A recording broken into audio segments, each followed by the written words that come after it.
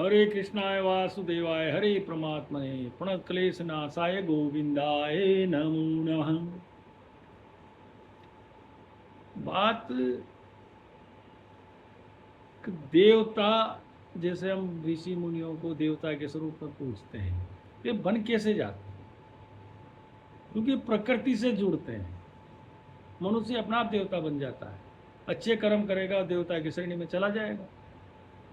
देवता की श्रेणी में क्योंकि जब जाता है आदमी, जब उसके आंतरिक ऊर्जा, उसकी आंतरिक प्रक्रियाएं सब प्रकृति से जुड़ जाती है, प्रकृति के अनुसार चलना चालू कर देता है, प्रकृति उसके अनुसार चालू करना चालू कर देती है, अपने आप उसके अंदर देवत्व जागृत हो जाता है। क्योंकि प्रकृति स्वयं विकास में प्रगतिशील है, जिसे अपन विकास, अब विकास क्या है? हमारे अंदर का विकास होना। पहले हमारे अंदर के विकास होना जरूरी है। अगर हमारे अंदर का विकास होगा तो हम निरोग हो जाएंगे। जिसे हम सृष्टि कह रहे हैं, तो सृष्टि सबसे पहले हमें अपने आप के अंदर झांकना है, अपने अंदर देखना है कि सृष्टि है क्या। अपन भी तो सृष्टि के एक भाग है, सृष्टि के अंदर ही तो है। तो सृष्टि है, प्रकृति के अंदर है, प्रकृति है। हमारा शरीर भी प्रकृति से बना हुआ है। जब हम माँ के गर्भ में रहते हैं तो प्रकृति तो है, माँ क्या है? प्रकृति है। प्रकृति के गर्भ में ही तो है हम। तो वहां से तो हम बने हैं। उसी हिसाब से हमारा मानव, मानव यानी जीव, जीव का विकास होता है, शरीर का विकास होता है। और विकास ही, उन्नति ही इस सृष्टि का विषय है। हमें अपने प्रयत्नों द्वारा, अपने कर्मों के द्वारा ईश्वर के उस महान कार्य में, जो प्रकृति को संचालित करता है, उसके उस महान कार्य में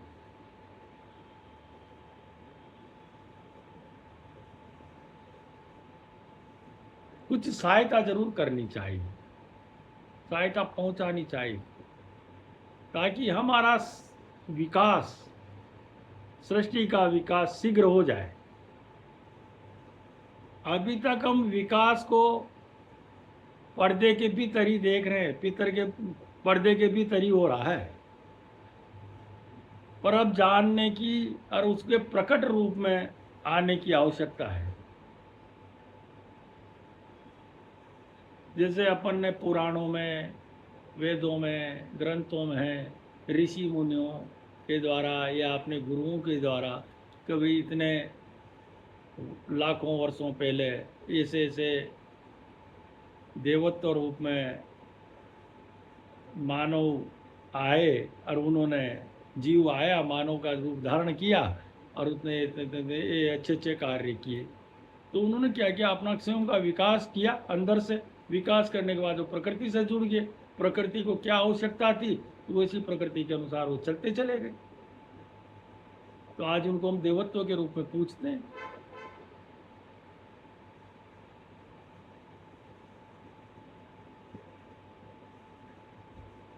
जब हमारे अंदर का वो दिव्य ज्ञान, जिसे हम ब्रह्म ज्ञान बोलते हैं, जिसे हम ब्रह्म ज्ञान बोलते हैं, आकाशीय में जिसे हम ग्रह बोलते हैं या प्लेटिनियम बोलते हैं, उनका ज्ञान हमें वो जाना कि हमारे शरीर में के द्वारा, हमारी प्रकृति के द्वारा ये प्रकृति में कैसे काम करते हैं। क्योंकि ये कहीं ना कहीं प्रकृति में कार्य कर रहे हैं, जिससे अपने अंदर, शरीर के अंदर हलचल मचती है। क्योंकि हमारे मन को उस दिव्य प्रकाश से जोड़ना जरूरी है। जब तक हमारे अंदर वो दिव्य प्रकाश से नहीं जोड़ेंगे मन को, जब तक हम अज्ञान में ही रहेंगे, ब्रह्म ज्ञान में नहीं जा सकते। किस पुस्तक में क्या लिखा हुआ है, किस पुस्तक में क्या लिखा हुआ है, ये सब चीजें अपने अपने अनुभव के द्वारा लोगों ने लिखी है।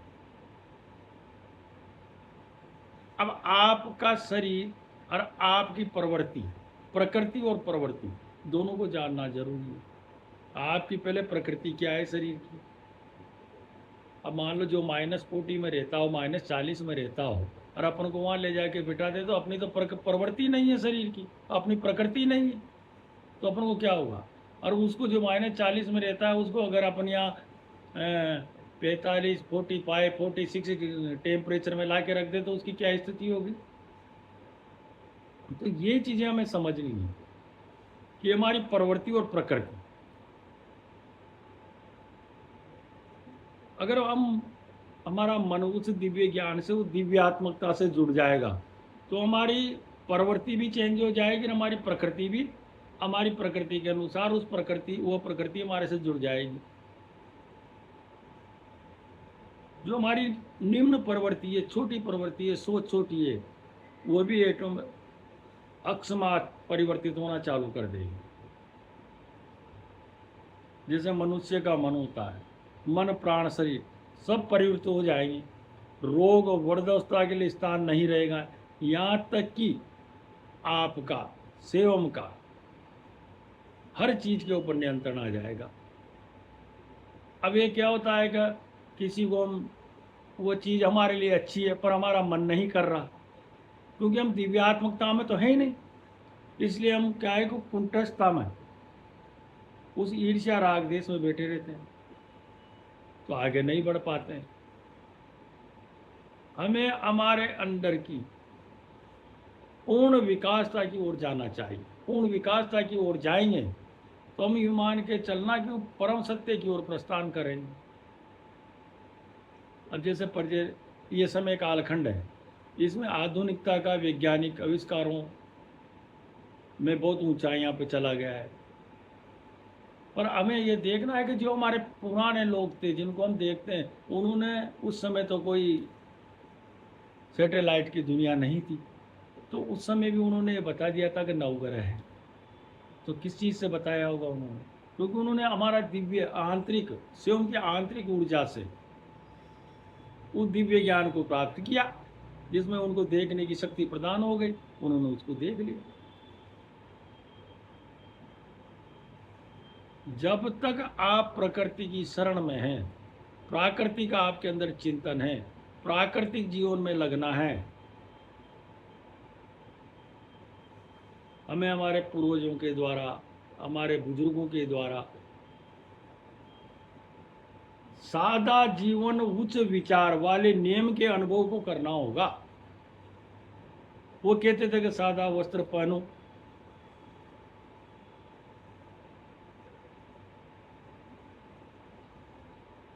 वो क्यों कहते थे सादा खाना खाइए, क्योंकि वो जानते थे कि हमारे देश की प्रकृति और प्रवृत्ति क्या है। हम हमारे देश की प्रकृति के अनुसार चलेंगे, और हमारी प्रवृत्ति जो है, जो जन्म से प्रवृत्ति, उसके अनुसार चलेंगे तो हम निरोग रहेंगे, और एक्स्ट्रा दिखावे का बर्डन हमारे ऊपर नहीं आएगा।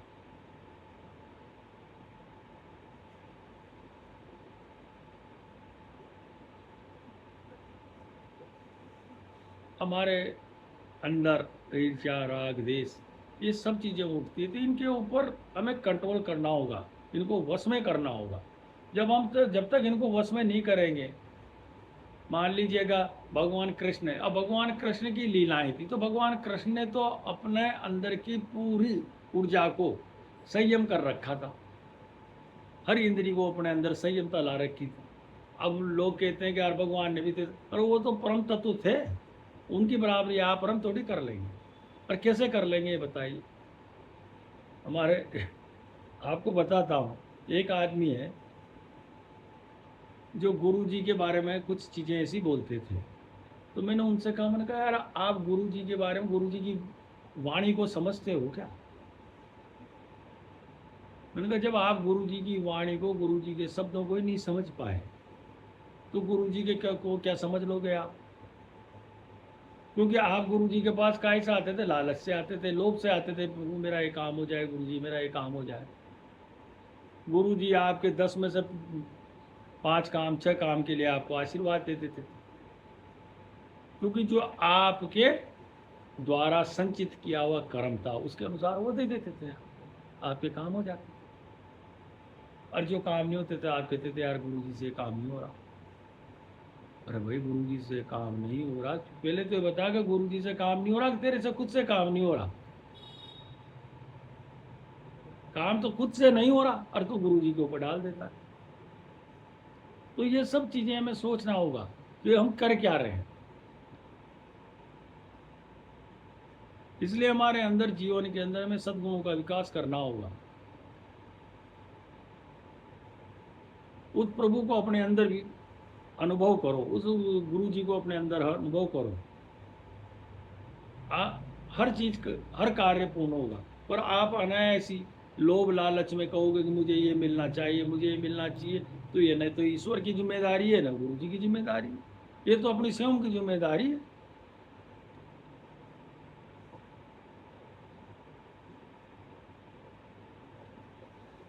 जैसा हम बोलते हैं वैसा कर नहीं पाते हैं, तो कथनी करनी में अंतर नहीं होना चाहिए।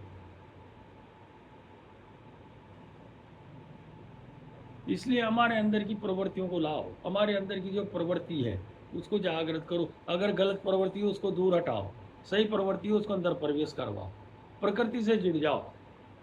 तो आप लोग बताइए कितने लोग हैं जो सुबह 5 बजे उठ जाते हैं, उठते हो 9 बजे, तो आप तो प्रकृति से जुड़ ही नहीं रहे। आप प्रकृति से जुड़िए। आप आपके माता पिता के चरण नहीं छूते हो, उन्होंने तो जन्म दिया है, पालन किया है ना, उसमें शर्म आती है आप लोगों को। सुबह उठिए। हमारे गुरु जी कहते थे कि उठते पहले राम जी अपनी माँ और पिता के पैर छूते थे, भगवान कृष्ण धरती माता के पैर छूते थे, धरती माता को प्रणाम करते थे। तो आप हम लोग तो कर ही नहीं रहे। जब आप कर ही नहीं रहे हो और कहते हो कि हम तो 9 बजे उठ रहे हो, अरे सूर्योदय से सूर्यास्त के बीच की आप ये रचना निकाल लीजिए। हर घंटे कहते हैं कि हो रहा चेंज होता है, तो उस हो रहा के अनुसार चलते चले जाइए। आपके जीवन में आपको सफलता ही सफलता मिलेगी, असफलता मिल ही नहीं सकती। ये मैं मेरा अनुभव बता रहा हूँ। हाँ, पर आपकी लालसा क्या है? आप सोचो कि मैं ये बन जाऊं। अरे यार, वो बनने के लिए आपको क्या क्या करना पड़ेगा, कितना आप समय व्यक्ति बर्बाद कर चुके हो। आप चाहते हो घर बैठे मुझे ये चीज़ मिल जाए, ये मिल जाए, ये मिल जाए, तो भैया ये प्रकृति का नियम है, प्रकृति का नियम तो कोई भी नहीं तोड़ेगा। ईश्वर 30% आपकी सहायता करेगा, 70% आपको ही करना होगा। हनुमान जी महाराज के चरित्र से सीख लो। वो तो दिव्य ज्ञान के भंडार थे, दिव्य शक्तियों के भंडार थे कि नहीं थे? थे ना। फिर भी उन्होंने देखिए कितना परिश्रम किया है, बाल्यकाल में तपस्या की। कहते हैं कि भगवान सूर्य उनके गुरु थे, तो उन्होंने कहाँ भगवान सूर्य की आराधना की है। और जब भगवान सूर्य की आराधना की तो भगवान सूर्य ने उनको प्रकाश देना चालू किया, और प्रकाश देकर फिर उन्होंने परिश्रम करते चले गए। तो उन्होंने परमात्मा रूपी श्री राम के कार्य को अपने कंधों पे ले लिया कि प्रभु इस कार्य को मैं करूँ। तो राम और हनुमान जी दोनों एक हो गए। कार्य राम का था, करना हनुमान जी को था, तो राम हनुमान जी में समाहित हो गए। तो हनुमान जी अतुलित बलधाम हो गए, जिनके अंदर स्वयं के गुरु सूर्य बैठे हों,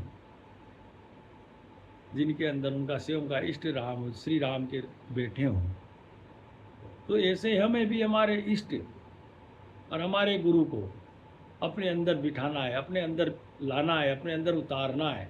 ऐसी हमें ऐसे पथ से चलना है, इतनी तपस्या से चलना है। फालतू की बातों को दिमाग मेरे अंदर मत उतारो। आपका मन ही आपको देवता बन जाएगा, आपको देवता बना देगा, क्योंकि वह मन बहुत ताकतवर होता है। मन से बड़ा न कोई देवता, मन से बड़ा न कोई मित्र। और कुछ कार्य ऐसे होते हैं जिनमें रिस्क लेना पड़ता है। बहुत से लोग रहे होते हैं जो कंफर्ट जोन में रहना चाहते हैं, रिस्क जोन में जाना ही नहीं चाहते हैं। तो जो रिस्क जोन में नहीं जाना चाहता है वह कभी भी खुद की उन्नति, और जहाँ भी वो रहेगा उस क्षेत्र की उन्नति नहीं करा सकता।